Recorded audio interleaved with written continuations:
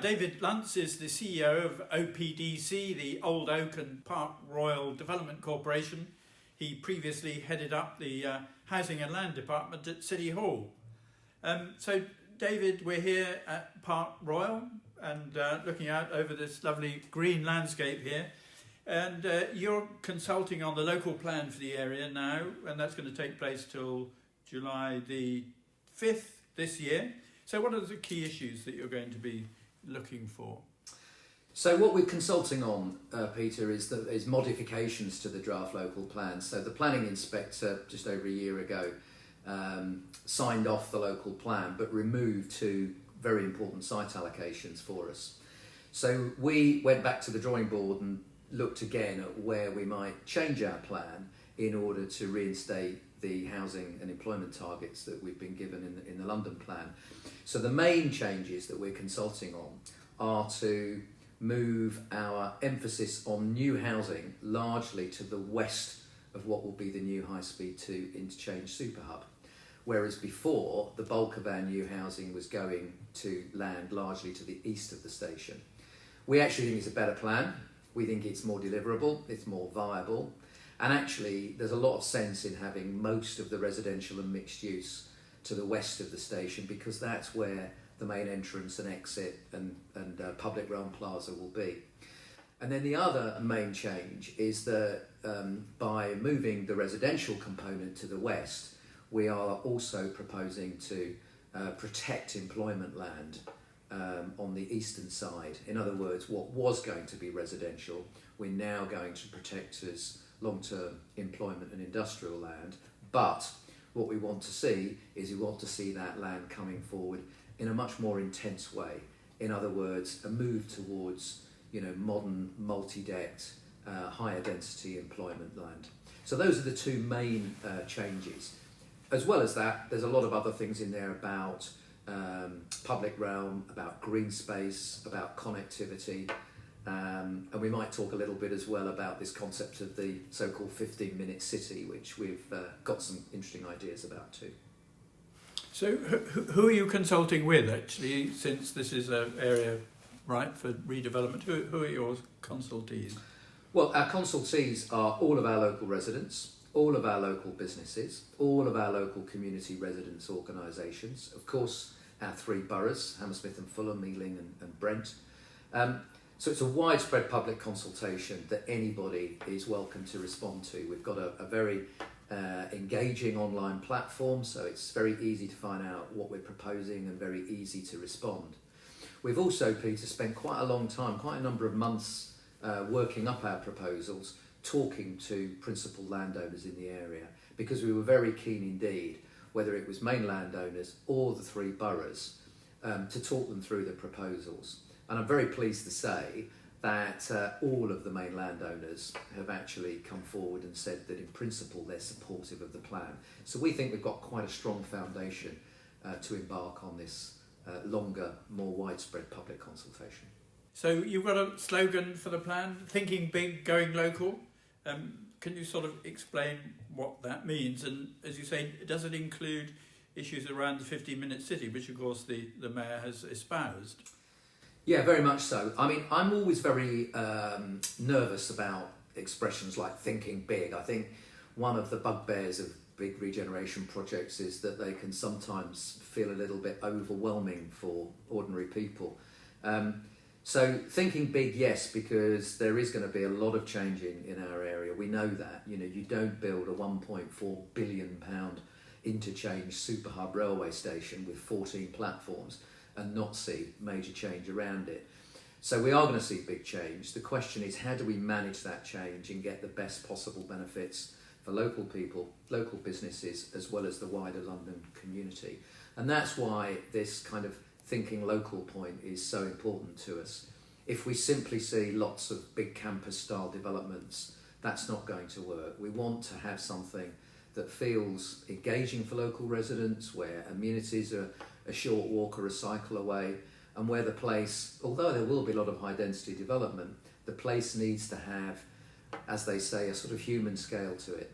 So we've got some interesting ideas about 4 new sort of mini town centres, one of which will be around the new super hub station. We're very fortunate, of course, because we've also got some excellent transport connectivity already in Willesden Junction, Park Royal, Acton North, and so forth. So we want to use those and the area around Central Middlesex Hospital to really think about, hubs where local retail, local community, local leisure facilities can all come together. But of course, some time ago you were involved with the urban villages movement, weren't you? Which was, of course, might say the progenitor of the 15-minute city, really. Yeah, well, that's right. I mean, I got involved in the Urban Villages group, thank you for reminding me, Peter, a long time ago, I think in the mid-90s. And that was really followed on from my experience working in Manchester in the late 80s and early 90s on some really interesting regeneration projects where we were starting to think in the city about moving away from something that I think in the 70s and 80s had become a very sort of suburban model, where the idea for new housing was that it was kind of Brookside close kind of cul-de-sacs. So we did a lot of thinking and a lot of working really around principles of higher density development and walkable cities. And that put me in touch with the Urban Villages group, and life's moved on from there. It all seemed much more radical back in the early 90s. Nowadays, of course, people take it for granted, but we should remember 20, 30 years ago, these ideas were still quite novel. So the plan has been adapted to take into account the latest version of the London plan, and I'm interested in your tall buildings policy, which suggests 15 stories is tall. What's the thinking behind that, and what's the situation as far as it seems to be changing policy at Ealing in regard to tall buildings with Peter Mason as the new leader there? Yeah, we spent a lot of time thinking about our tall buildings policy. We know that we have a location that both requires and I think speaks to the need for relatively high density housing. We are going to have superb transport access. We are an opportunity area in the London plan. The Mayor has set some pretty ambitious targets for us, both around employment, but particularly housing, with a long-term target for 25,000 new homes.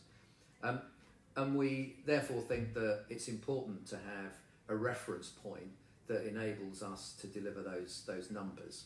So we've done a lot of work looking at site capacities.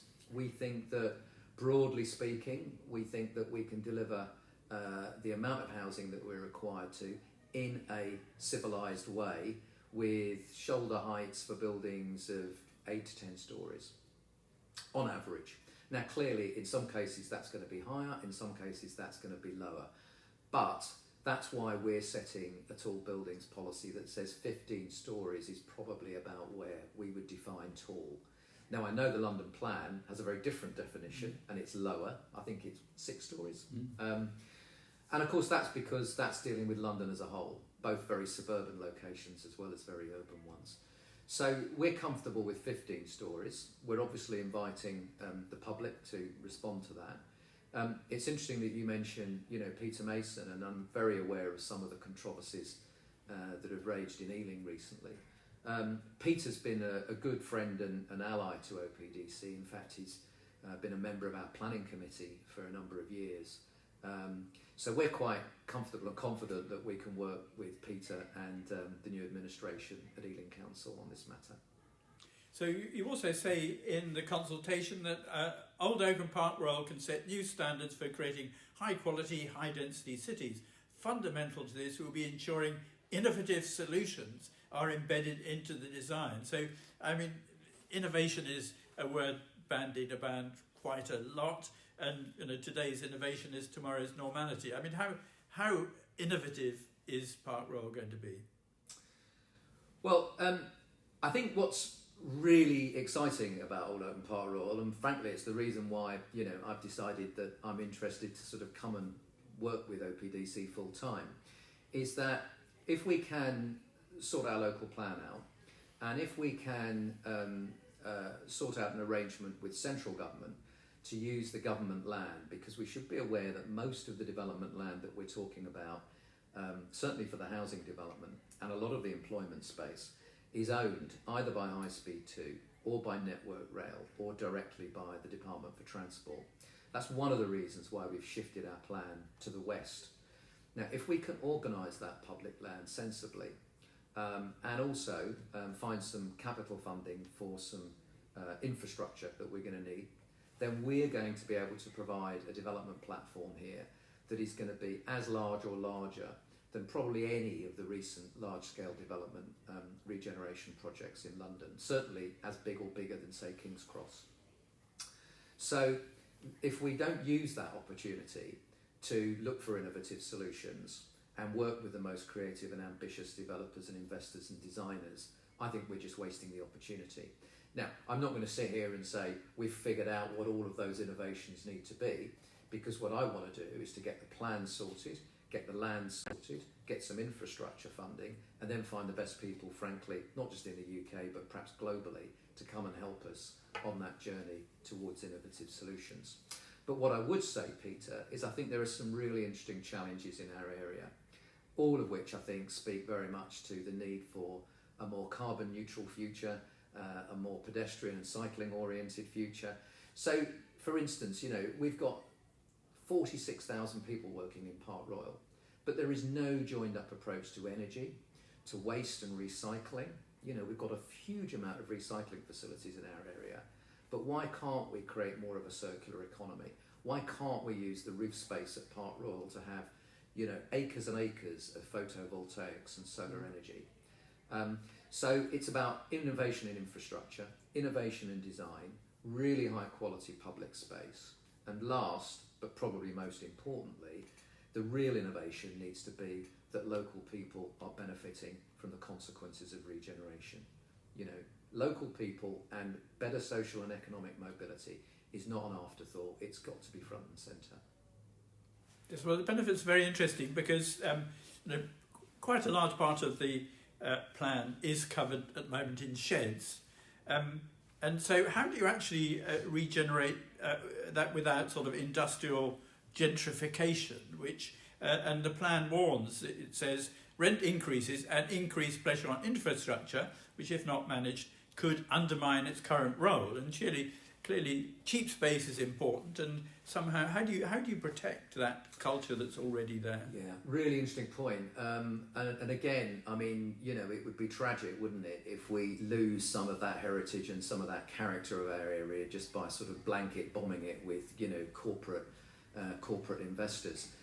I think one of the things that's really been thrown up for me in working in Park Royal is that planning policy has been designed, certainly in London, partly with a view to protecting employment space, because the assumption has been that residential development's going to be more valuable. And if we don't protect employment space, we'll just get more and more housing and less jobs. What's interesting in our part of West London is we've almost got to a point where the opposite is true, where industrial land is more valuable now than residential land. And that means that things like distribution and logistics centres, data centres, and similar sorts of uses have relatively high land values. So I think what we need to start looking at, and once we get our local plan adopted, I think we're going to be looking to review it quite quickly to address some of these issues, is I think we do need to be seeing more of an emphasis on affordable workspace and mixed workspace. In other words, getting the high value of industrial land and employment land working a bit harder to achieve good quality social, economic and land use outcomes. Low density shed development in this part of West London has a place, yes, but we need to make it work harder than it currently does. This is what we see out of the window. This is the old Diageo site, landscaped and a lake even. Is this the vision of Park Royal of the future? I would say that this is a little bit last decade. There's an awful lot of very nicely landscaped parkland here. Not quite sure how well used it is. I think we'd be wanting to see a higher calibre of overall development here. Certainly green space. Our plan includes 30% minimum green space overall. So we're looking at generous levels of public amenity and green space. But we're also looking, I think, to see a lot more, multi-level employment and industrial space rather than simply, single floor or double story buildings. So I think this kind of campus style development, which has its place in London, don't get me wrong, I think we'll have less campus style and more intense, mixed, and frankly probably busier development going forward. David Lunts, thank you very much indeed, and good luck with your consultation. I hope your consultees like what you're presenting to them. Thank you very much, Peter.